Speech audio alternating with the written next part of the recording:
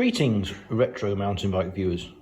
If you're watching this, then you've probably seen my previous video on the history of the Time ATAC pedals.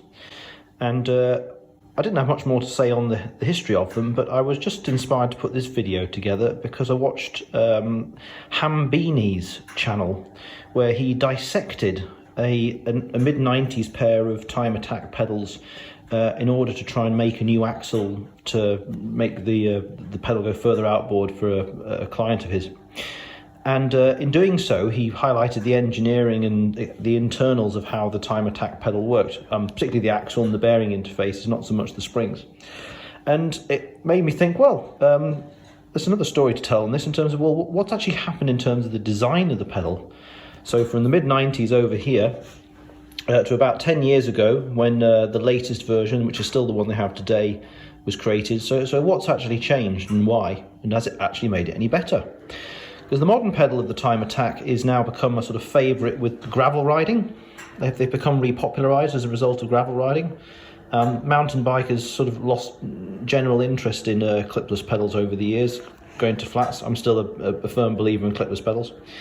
So I've got several of them here. I'm just going to walk you through the design and how it changes with the different models, because you can see I've got several of them here, and then really highlighting on so what really does make the difference, and maybe provide some fodder for a great internet debate on which one is better, the modern one or the old one, which of course nostalgia alone is not enough, I say.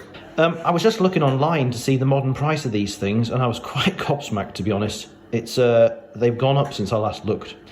These have been sitting in these nice little curry boxes for a while, which is my little preferred way of keeping things in the workshop. Keeps them nice and clean, can stack them up well, put them in big boxes.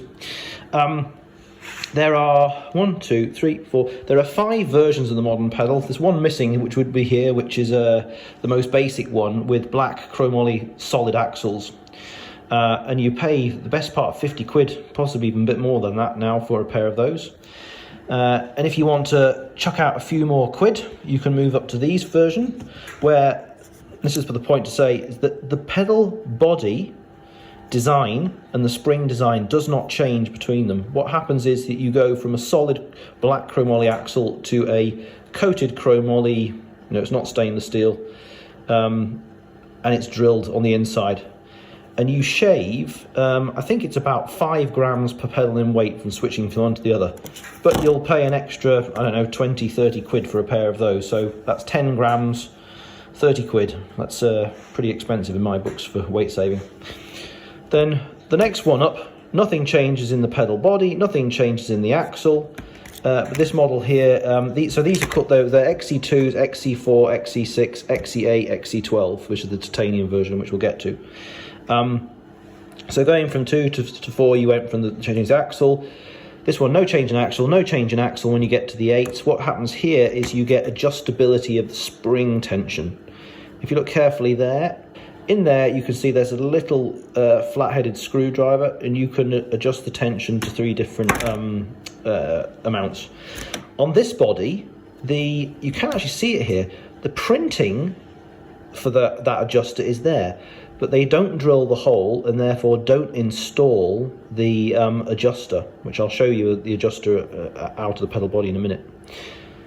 So basically you're paying, from there to there, you pay probably another 20, 30 quid just to be able to adjust the spring tension. But to me that's actually a fundamental change, because it means that you've got a mechanical difference between the two. And one that personally I find quite useful. I like my cleats to be quite tight when I'm clipped in. Then it gets really interesting. So from here to here, you go from the glass fibre bodies, the glass fibre impregnated plastic bodies, to a carbon fibre impregnated plastic body, which makes very little difference. My hunch on this is that these bodies are, they're about 1-2 grams lighter per body as a result of switching. I don't think they last any longer. If anything, I think they actually wear out faster. And you could make this, I'm sure someone could make a claim they're slightly stiffer, but I don't think that makes any odds whatsoever. So to me, you're jumping from like 70 quid or something from here, 70 sort of 80 quid, up to over 100, 120, just to be able to use the carbon word. Really, really not worth it. Then you jump from here to here, and then you've got the change. The only change between the two is the titanium axles, but the titanium axles do take a chunk of weight off. So what we're talking about in terms of weight, and let's compare it to the old ATACs, the original ATACs. So this is an old chromoly axle. There you go, 210 grams. That's got the hollow axle, but 100. So you're knocking off. So even if we had the chromoly axle, the solid axle, you're still knocking off 50 grams per pedal for the change in design, and then you can knock off. So this is all the components for the pedal. I'll explain why it's in pieces in a sec.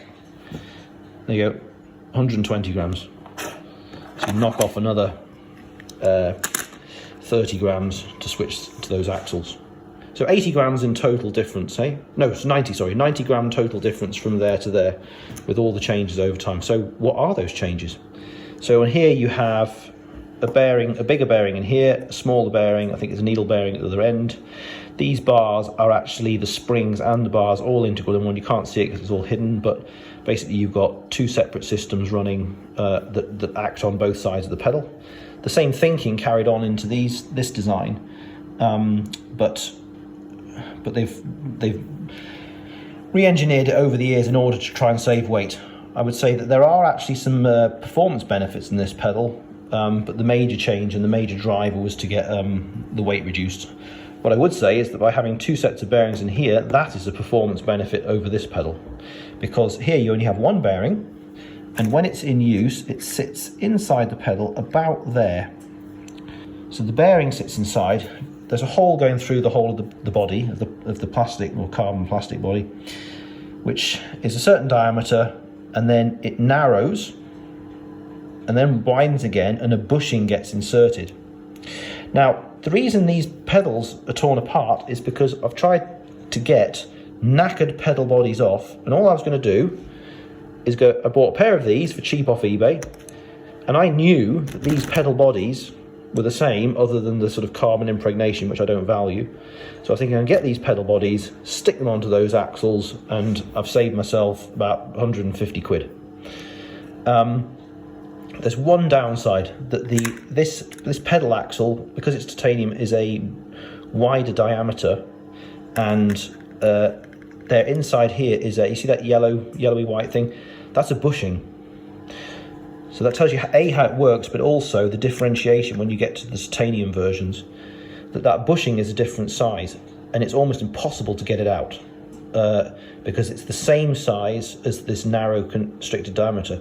Whereas in these pedals, you can knock out the bushing because the axle's slimmer, therefore the bushing's thicker, and you can get a screwdriver from this end, catch the edge of the bushing, and just knock it straight out of the pedal body. So I can get that pedal body ready to go on. What I can't do is get that one out very easily. Having said that, there's a guy on the internet, on eBay, who sells freshly made Delrin sleeves for the bushing. So I can get a bag of those, and then I'll be sorted for the next 30 years with these pedals. One interesting thing to note is how it works. This is critical to the actual design of the pedal, and it's not obvious why, but I found out the hard way. So I've taken pairs of pedals apart, thinking that they're starting to move laterally, and I was thinking that it must be that nut that's come loose.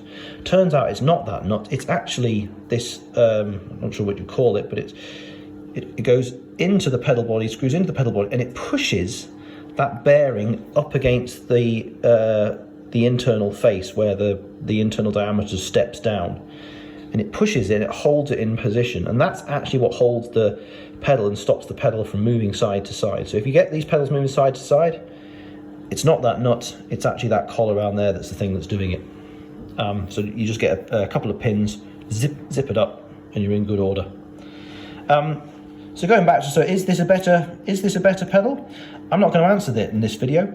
I'm sure that there's lots of opinions, and the internet will go alight when people compare their nostalgia with these pedals, but as I say, there is a difference. Two sets of bearings.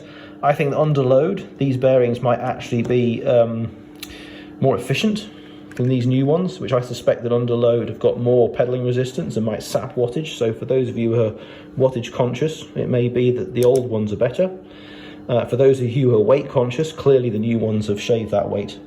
And they've done it not just through reducing the pedal body. They've gone down to a single spring. They've separated the spring from the hoops in terms of the way they work. They brought in this ability to tighten up those springs. So in my summary, which one's better out of these? I love them all, no doubt about it. But I think that there's another thing about this, which I'm going to share in another video when I start talking about the cleats and the way they're designed to interface with shoes, that makes these a better fit in terms of using them on gravel bikes, even on road bikes, touring bikes. The only thing I would say is that the pedal bodies themselves, they do wear down. They don't last in the same way that these do in clag and mud and grime that we have to deal with in the UK. So comments below if you have a firm preference either way, and I'll see if I can make another video to justify why I think these are better, and it's all to do with this bar here. Stay tuned.